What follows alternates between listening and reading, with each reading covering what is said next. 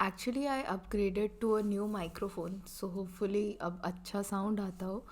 और मेरे थोड़े गले में खराश है, but I hope it don't mingle with the recording.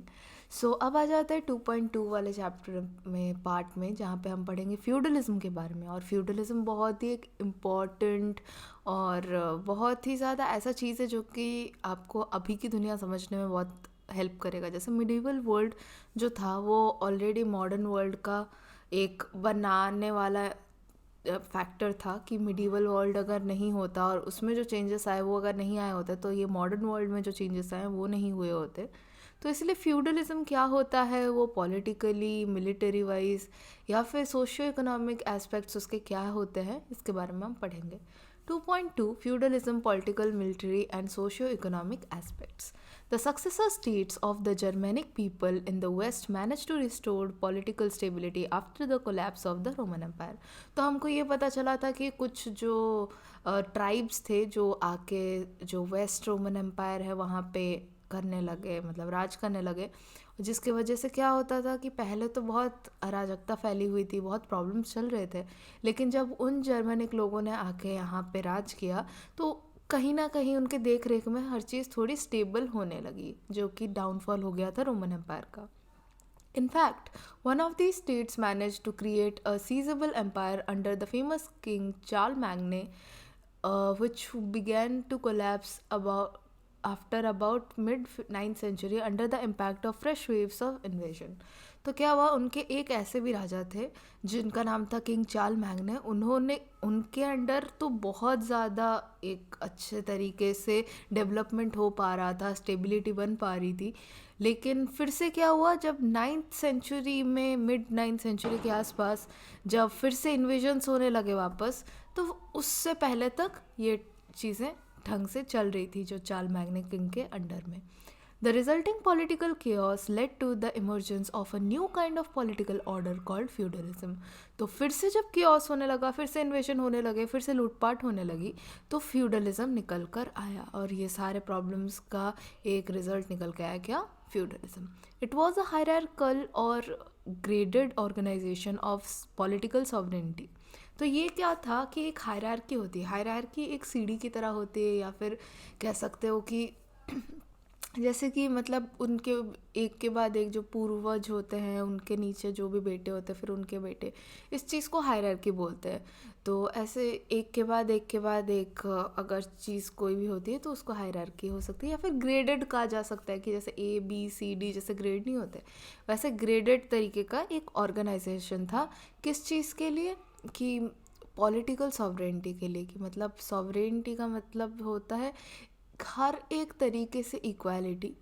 तो उस चीज़ में क्या बोलता है, और सबको समान अधिकार मिलना अपने और अपने काम के हिसाब से, अपने पर्टिकुलर जो वर्क के हिसाब से उनको पावर्स मिलना। तो इसीलिए इस उन्होंने फ्यूडलिज्म का इजाद किया। The hierarchical structure can be understood easily if you visualise a ladder और अ फ्लाइट ऑफ स्टेप्स। चलो अभी एक चीज़ ले लेते हैं यहाँ पे, कि इसको एक ट्री डायग्राम से समझने की कोशिश करते हैं, या फिर एरो डायग्राम से समझने की कोशिश करते हैं। तो ये एक लैडर की तरह, एक सीढ़ी की तरह है। जैसे कि आपके घर पे ऐसा होता है ना कि एक्चुअली में चलते, या इधर पापा की चलती होगी या फिर मम्मी की चलती होगी। जैसे मेरे घर पे तो पापा की चलती है, बट सबके घर पे अलग अलग होता है। हमारे घर पे होम मिनिस्टर मेरी माँ है, लेकिन प्रेसिडेंट या प्राइम मिनिस्टर दोनों मेरे पापा हैं, उनके हिसाब से सब होता है। तो इसी तरीके से क्या होता है ना कि जब आप एक हायरार्की देखते हो तो सबसे ऊपर कोई एक बैठा होता है, एकदम डॉन होता है, गब्बर सिंह उनके नीचे कोई होता है, उनके नीचे कोई होता है। तो इस तरीके का मतलब स्ट्रक्चर होता है। तो इससे क्या होता है, जैसे यहाँ पे दिखा बोला गया, at the top of the ladder stood the king, below him stood the big lords known as dukes and earls. तो सबसे पहले अगर हम देख लें तो वहाँ पे होता है किंग, उसके नीचे आ जाते हैं ड्यूक्स और अर्ल्स।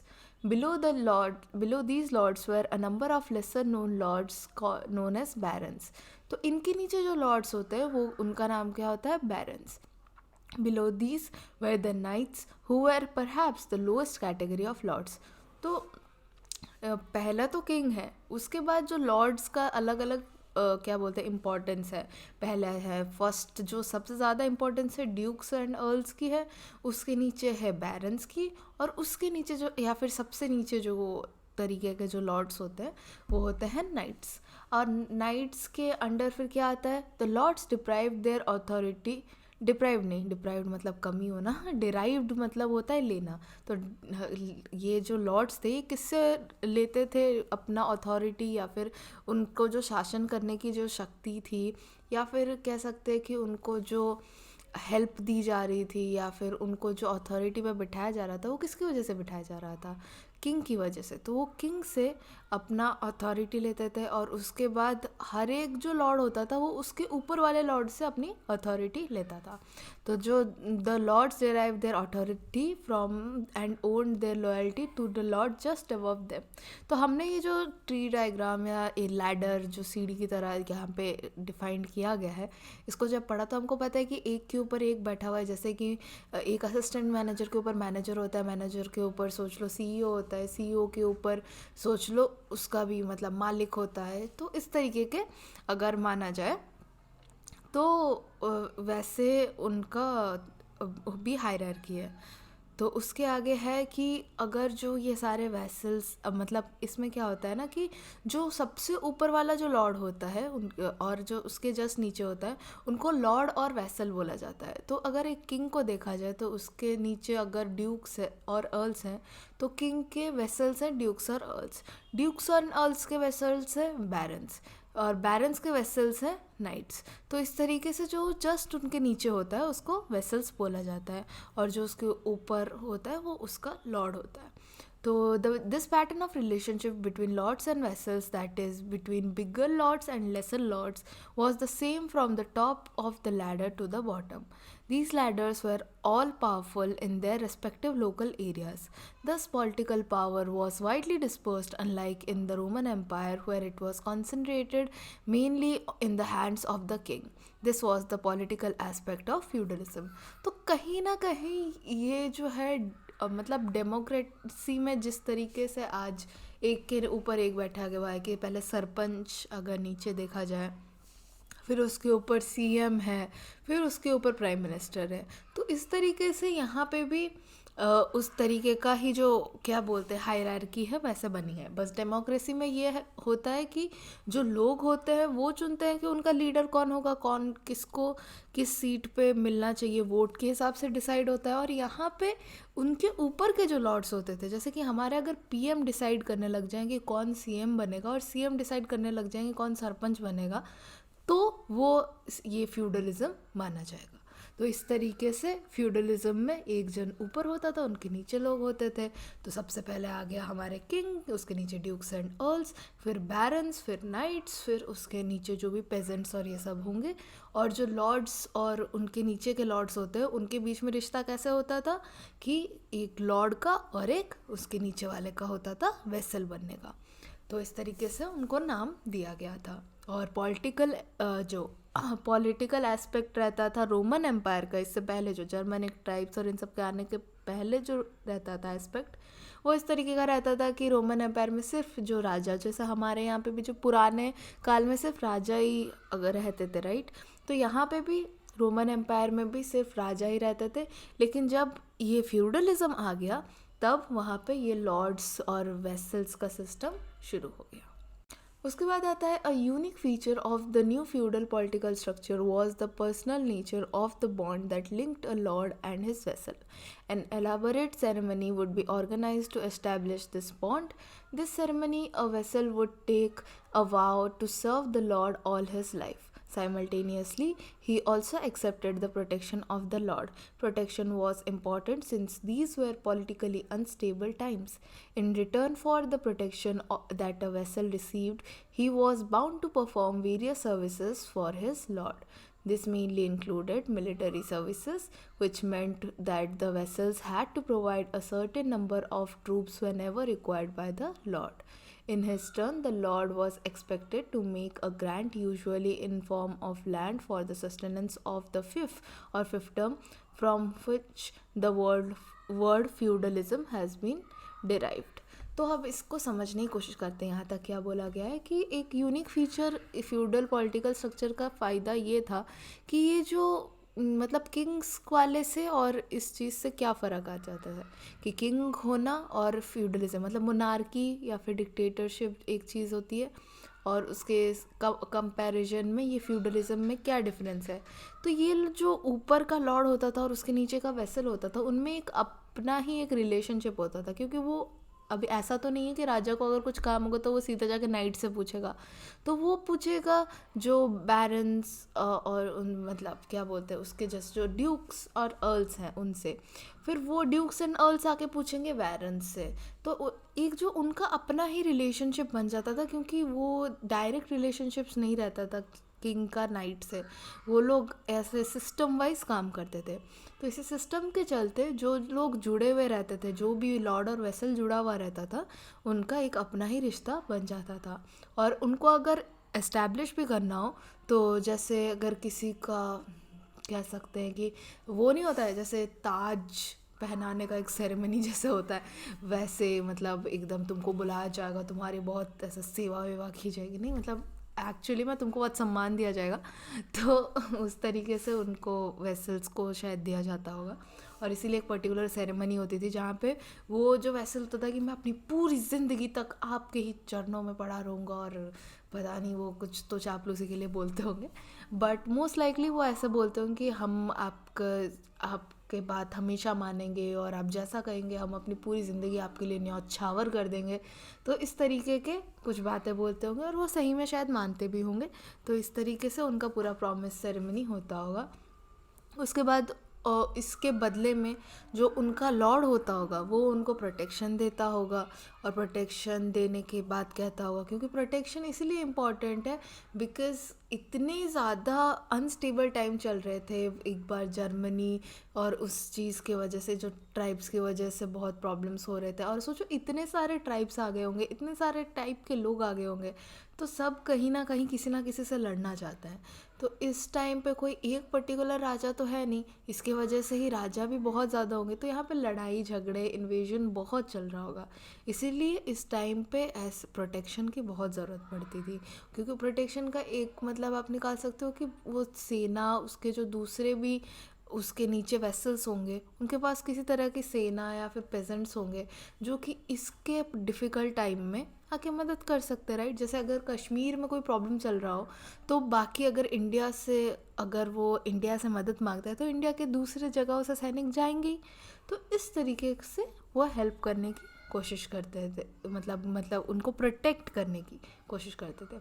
तो इसमें और मिलिट्री सर्विस आ गया जहाँ पे लॉर्ड भेजता था, और ये क्या होता था कि इसके अलावा एक लॉर्ड क्या देता था उनको कि उनको रहने के लिए थोड़ी जगह देता था, या फिर उनको जो खेती बाड़ी करने के लिए उसके लिए थोड़ा उनको जगह देता था।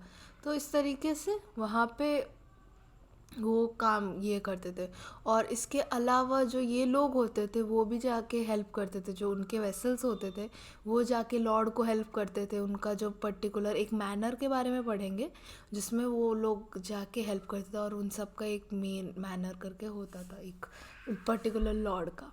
तो यहाँ पे आ जाता है पहले कि ये जो फिफ्थ या फिफ्डम है उसके सस्टेनेंस के लिए, जो कि लैंड को बोला जाता है, उस वहाँ से फ्यूडलिज्म डिराइव हुआ है, क्योंकि हर चीज़ लैंड के बारे में ही तो है। पहले वो किस चीज़ के लिए लड़ेंगे, ऑफ कोर्स सी बात है, फूड तो हर जगह मिल जाता था, फूड का इतना कोई पर्टिकुलर था भी नहीं कि उसके ऊपर लिखा हो ये कहाँ से एक्सपोर्ट इम्पोर्ट हो रहा है।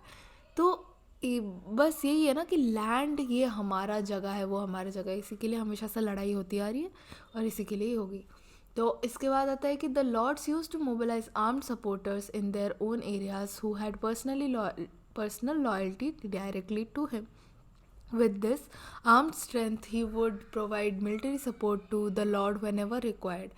With this military power, the lords also became complete masters of their own area and could not be challenged even by the state. तो क्या होता था ना कि अगर इधर उधर भी कोई हो जाए या फिर कुछ भी कहीं पे भी प्रॉब्लम हो जाए, तो अगर कहीं पे भी आर्म्ड सपोर्टर्स की ज़रूरत पड़ती थी तो एक लॉर्ड अपने नीचे जितने भी कह सकते पेजेंट्स आ गए या उनके नीचे कोई और वेसल और ये सब आ गए, तो उसका उन सब को लेके कोई दूसरे को ज़रूरत पड़ता था तो प्रोवाइड करता था। तो इसी तरीके से क्या है, अगर जैसे कि अगर ड्यूक्स और अर्ल्स हैं, उनके नीचे तो बहुत सारे बैरन्स आते होंगे, बहुत सारे नाइट्स आते होंगे और बहुत सारे पेजेंट्स भी आते होंगे। तो इसीलिए सबको मिला के वो एक तरीके से वो बहुत स्ट्रांग नहीं हो गए। फिर क्या किंग भी उस जगह को अपने हिसाब से कंट्रोल कर पाएगा? नहीं, क्योंकि ऑफ कोर्स सी बात है, इन लोगों से वो लोग जुड़े हुए हैं, इनके साथ उनका पूरा एक रिश्ता सा बन गया है, तो वो लोग इसको प्रोटेक्ट करने की कोशिश करेंगे। तो इस तरीके से एक लॉर्ड होने के बावजूद भी उसको पूरा स्टेट मिलके चैलेंज नहीं कर सकता था, क्योंकि पर्टिकुलर जगह के लोग तो सिर्फ उसी को ही सपोर्ट करेंगे क्योंकि वो उनको इतना अच्छे से जानता है। तो इसीलिए उस टाइम पे एक लॉर्ड के पास इतनी पावर होना भी बहुत बड़ी बात होती थी। और इसके बाद आ जाता है कि in a period of political turmoil, just as the lord sought protection, so did the peasant. These peasants had no land for their own, no implements and could not afford to buy seeds. तो ये जो उनके नीचे होते थे, अब सारे Lord's की और वेसल्स की बात होगी, जो सबसे नीचे का लॉर्ड हो गया, अगर नाइट्स की बात की जाए तो नाइट्स के नीचे कोई तो होगा जिनके पास, इनके पास तो फिर भी थोड़ा सा जगह यानी कि फिफ या फिफडम होता था, लेकिन उनके नाम पे तो कोई जगह नहीं होता था, कोई कुछ नहीं होता था। तो इस टाइम पे पॉलिटिकली अनस्टेबल टाइम पे उनको भी तो एक पर्टिकुलर अपनापन चाहिए, उनका भी सेफ्टी और प्रोटेक्शन की बहुत इंपॉर्टेंस है। तो इस टाइम पे ये लोग क्या करते थे, ये किंग्स के पास जाते थे। तो यहाँ पे अभी आगे बताएगा ये चीज़, किंग्स के पास नहीं जाते थे, लॉर्ड्स के पास जाते थे। किंग तो सिर्फ एक ही हो सकता है। These peasants had no land, इन लोगों का खुद का कोई लैंड नहीं था, इम्प्लीमेंट्स भी नहीं थे कि कोई सामान वामान हो खुदाई वदाई करने का, कुछ भी करने के लिए सामान भी नहीं था, और ना ही उनके पास कुछ ऐसा था जिससे कि वो सीड्स थे कि जिनसे वो कुछ ग्रो करके उनको बेच सके। तो इसके वजह से क्या प्रॉब्लम होती थी कि for these well as for protection, मतलब इस काम के लिए भी और प्रोटेक्शन के लिए भी, the free peasants now turn to the lords. तो इन लोगों के पास जब कुछ नहीं होता था, इनको लॉर्ड्स की तरफ ही मुड़ना पड़ता था। These dependent peasants of medieval Europe tied to the soil and completely subject to the authority of the lord were called serfs. तो इतना जो हमारा लैडर है, उसके जो सबसे नीचे आते हैं वो होते हैं पेजेंट्स, या फिर उनको कहा जाता है serfs. A major portion of the wealth generated during this period was though through their exploitation। तो इसके ज़रिए जो मतलब उनका एक्सप्लॉयटेशन करके या उनसे एक्स्ट्रा काम करवा के, वो जो टीवी में जैसे सास नहीं होती, कुछ कुछ चुड़ैल सास जो अपनी बहुओं से काम कराती रहती थी, तो उस तरीके का जो काम करवा करवा के बहुत उनके ऊपर दुख दर्द देके ये सारे जो लॉर्ड्स हैं वो सर्व्स का बहुत फ़ायदा उठाते थे। एक्सप्लॉइट करना यानी कि फ़ायदा उठाना ना, एक तो काम करवाना तो एक पॉइंट तक फिर भी ठीक है, लेकिन एक पॉइंट के बाद एक इंसान से काम नहीं किया जा रहा है, बहुत उसको कष्ट हो रहा है, फिर भी आप काम करा रहे हो, तो वो गलत बात है। तो इस तरीके से उनको एक्सप्लॉइट किया जाता था। और हो सकता है कि उनको पैसे ना दिए जाए, उनको ढंग से कुछ खाने को ना दिया जाए, कुछ सूखा सूखा दे दें, उनके जो पर्टिकुलर सैलरी होती है वो ढंग से ना दे। तो इस तरीके से अलग अलग तरीक़ों से उनको परेशान किया जा सकता है, उनके इमोशंस के साथ या फिर उनकी फिज़िकल बॉडी के साथ उनको मारे पीटे ऐसा कुछ करें। तो इन सब तरीक़ों से उनको परेशान किया जा सकता है। That to understand how this happened, let us see how agriculture was organised during this period. तो इसको समझने के लिए कि ये सब कैसे होता था, हमको पहले ये समझना पड़ेगा कि एक तरीके से जो लैंड है वो किस तरीके से ऑर्गेनाइज हुआ है। The entire landed estate over which a feudal lord had control was known as the manor. The land surrounding the manor house was divided into three parts: land for the use of the lords, the arable land granted in parcels to the peasants, and the meadowlands used by everyone as grazing land for livestock. The serfs who occupied these parcels or holdings were regarded tenants of the lord of the manor. Being tenants, they had to give something to the lord as rent. This rent was paid by peasants in the form of labor services to the lords. They also worked on the lands of the lords for a certain number of days in the week. The serfs had to put in extra labor during agricultural seasons when plugging, harvesting, or threshing was required. Such unpaid labor services also included other heavy tasks such as construction work, hewing, and cutting of firewood. In the later phase of feudalism, these labor services were gradually substituted by those payable in money. तो क्या होता था ना कि एक feudal Lord का particular जो एक लैंड उसको मिलता था, उसके उसके जो भी लॉर्ड होते थे वो उसके नीचे का जो वेसल होता था उसको ऑफ कोर्स अथॉरिटी मिलती थी. अब अथॉरिटी मिली है तो कुछ एक पर्टिकुलर जगह की मिली होगी, तो उसको रहने सहने के लिए भी एकदम अच्छे से जगह दी गई होगी. तो यहाँ पे क्या होता है ना कि उसके रहन सहन के लिए पहले तो उसको एक घर तो दिया ही जाता था जो एक मैनर के बीच का हाउस होता था. अब मैनर इस चीज़ को नहीं बोला जाएगा कि सिर्फ एक घर है और उस चीज़ को मैंशन या मैनर बोला गया. एक मैंशन तो है ही, लेकिन उसके आसपास का जगह सब मिला के जहाँ पे कह सकते हैं कि ये भी हो सकता है लैंड है, और अलग अलग छोटे छोटे घर भी हैं जो कि उनके यहाँ जो भी काम करते हैं उनके लिए हैं. तो इन सबको मिला के एक मैनर बनता है. तो वहाँ पे क्या क्या चीज़ें थी, एक मैनर हाउस के अलावा एक लैंड था जो कि पर्टिकुलरली लॉर्ड के यूज़ के लिए होता था, जहाँ पे एग्रीकल्चर और ये सब चीज़ें होती थी. उसके अलावा कुछ लैंड दिया जाता था इन पेजेंट्स को ताकि वो रह सके, उनका भी अगर कुछ छोटा सा खेती बाड़ी करना वो कर सके. उसके अलावा मिडो लैंड्स होते थे जहाँ पे कि ये जो घास चरने के लिए एक पर्टिकुलर जगह दी जाती थी. हो सकता है उनके पास घोड़े हों, हो सकता है उनके पास ऐसे बकरी गाय और ऐसा सब चीज़ें हों जो कि दूध और इन सब चीज़ों के लिए ज़रूरत पड़े. तो ऐसे बहुत सारे एनिमल्स भी हो सकते हैं, और वही लाइफ स्टॉक को रखने के लिए वो जो जगह की ज़रूरत पड़ती थी और उनके खाने पीने के लिए भी वो जो जगह की ज़रूरत पड़ती थी, वो उसको थर्ड पार्ट बोला जा सकता है इस लैंड का.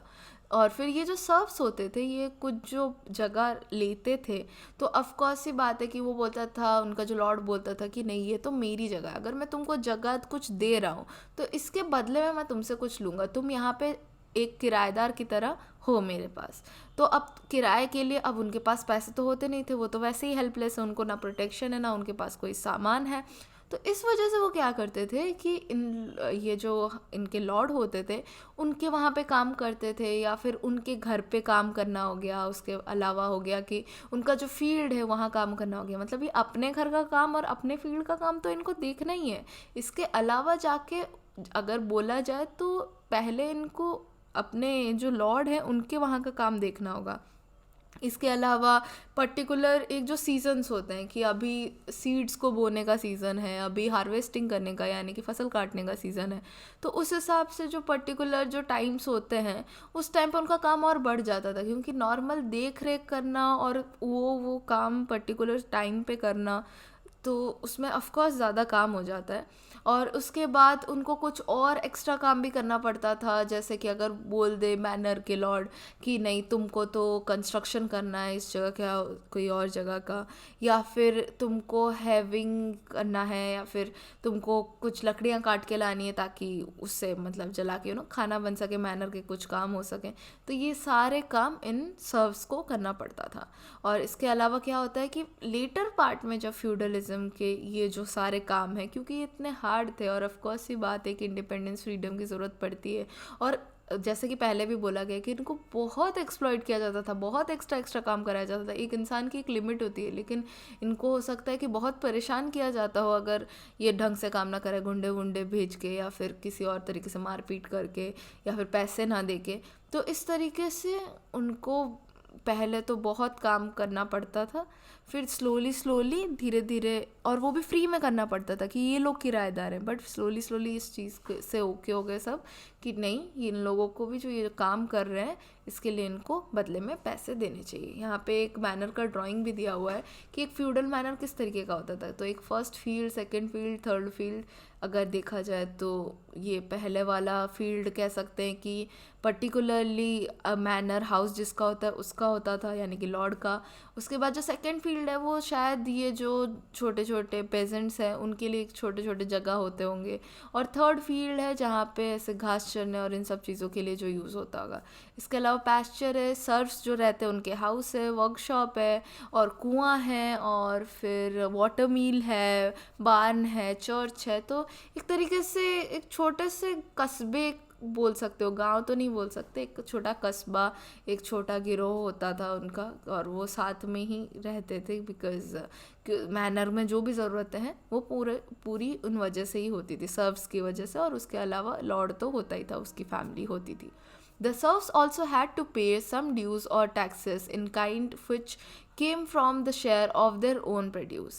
These were often introduced arbitrarily whenever the lord wanted more resources. The lords also extracted from the peasants in an indirect manner. तो क्या होता था ना कि ये जो सर्व्स होते हैं इनको अब टैक्स और इस तरीके से पैसे भी एक्स्ट्रा देने पड़ते थे कि नहीं नहीं तुम ये चीज़ बेच रहे हो, तुम मुझको पैसे दोगे, तुम ये कर रहे हो एक्स्ट्रा, तुम्हारे घर पे तुमने ये रखा, मुर्गी रखी हुई है, इसका ये अंडा बेच रहे हो या जो भी कर रहे हो, इसके लिए तुमको पैसे देने पड़ेंगे. तो रैंडमली कोई भी टैक्स लगाते थे, रैंडमली उनको परेशान करते थे, रैंडमली ऐसे कह सकते हैं ना कि हाथ में उनका खुजली होता था तो वो ऐसे अलग अलग तरीके के टैक्स लगाते थे. तो इसीलिए बोला गया कि उनको बहुत एक्सप्लॉइट करते थे. तो अभी उसके अलावा यहाँ पे है कि जैसे कि मतलब वो पेजेंट्स को बहुत ज़्यादा उनमें से खींचते थे या उनमें से बहुत एक्सट्रैक्ट करने की कोशिश करते थे, उनका लाइफ में से बहुत ज़्यादा रिसोर्सेस ये ले लेते थे. The manor was a self-sufficient economic unit. This means that almost all articles of everyday use were produced and consumed on it. For this, there were various facilities like smithies for turning out iron objects, flour mills for grinding wheat or corn, ovens for breaking bread, breaking नहीं baking bread मतलब bread अभी तोड़ेंगे थोड़ी, उधर जाके bread बना ही नहीं होगा तो कैसे तोड़ेंगे, और नहीं तो अभी क्यों ही तोड़ेंगे. Anyways, wine presses for making wine from grapes and various workshops for making products of everyday use. All of these were owned by the lords. The peasants were forced to use these facilities and the charges for these would of course be fixed by the lord according to his own will.